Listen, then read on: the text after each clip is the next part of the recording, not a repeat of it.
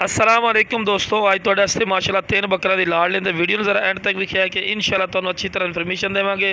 तो पहले नंबर ते माशाअल्लाह बकरा चेक कर चंगा जनाब, हाइट कद च माशाअल्लाह हाइट कद भी चेक कर सकते हैं कि बंदा नाल खलोता तुहानूं हाइट कद पता होना चाहिए भी कितने तक बकरा आ रही है।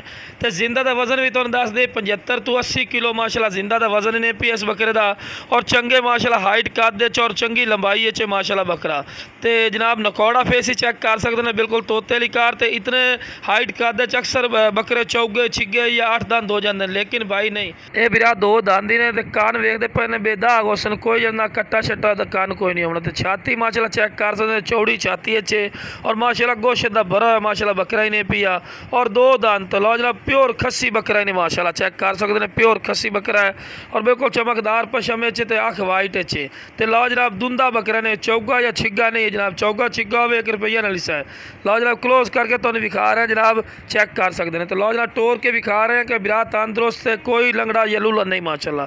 तो इस तो बाद भी माशाअल्लाह तुम बकरा विखाने। लो जनाब दूसरे नंबर पर माशाअल्लाह बकरा आ गए ने, खूबसूरती की इंतहा ही ने जनाब।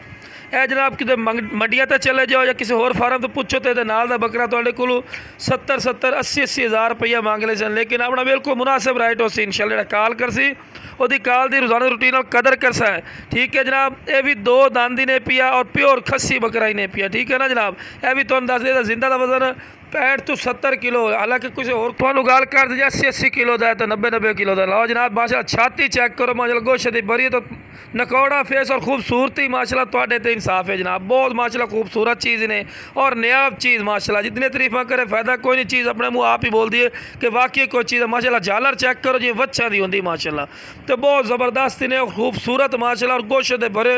तो वेल ही चेक कर सकते हैं, चंगी लंबी वेल और माशाअल्लाह डबल हड्डी बकरे होंगे बिरा, मोटे बकरे चेक करो माशाअल्लाह, काट ते हथ नहीं आंदा सौखा। है जनाब माशाअल्लाह बकरे होंगे खूबसूरत माशाअल्लाह, और माशाअल्लाह बड़े हैवी बकरे, हैवी वेट माशाअल्लाह बकरे ने।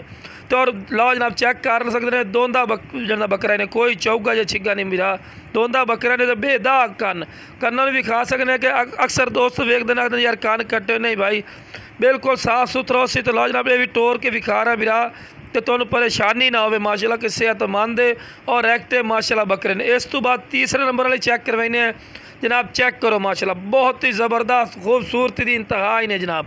जिंदा का वजन 48 तो 50 किलो माशाअल्लाह जिंदा का वजन ही ने। तो खूबसूरती वेखो माशाअल्लाह, ये भी 2 दंद ने, ताज़ा 2 दंद हो रही है, वो भी वीडियो के नाल विखिया है रविया इंशाअल्लाह तुहानूं चेक करा सकते माशाअल्लाह। नकौड़ा झालर भी चेक कर सकते हैं, तो कन्ना की लेंथ भी और वाइट अख माशाअल्लाह ब्रीडर क्वालिटी वाला लेकर आए चेक कर सकते हैं। 2 दंद पिया, 1 दंद कट निकलो तो 1 दंद कट रही है जनाब। अपने को इस तरह की माशाअल्लाह खूबसूरत और नयाब चीज़ा माशाअल्लाह आमदियां चेक कर सकते हैं, बहुत ज़बरदस्त और आला चीज़ा। तो एक और दस दे जनाब, अपनी लोकेशन है लुडन शहर ज़िला विहाड़ी, लुडन मेन अड्डे ते UBL बैंक ते PSO पंप के बिल्कुल सामने अपनी लोकेशन है। इतने आके भी जानवर ले जा सकते हैं। इस तो इलावा जनाब अपने को वड्डे बच्चे कट्टे वगैरह भी होंगे अपने को, भी ले जा सकते हैं। तो जिस बिरा चाहिए जनाब जानवर स्क्रीन पर नंबर चलता पे, इस रबता कर लवे, इंशाअल्लाह प्यार मुहब्बत वाला रह लग जासी। ओके जनाब, अस्सलाम वालेकुम।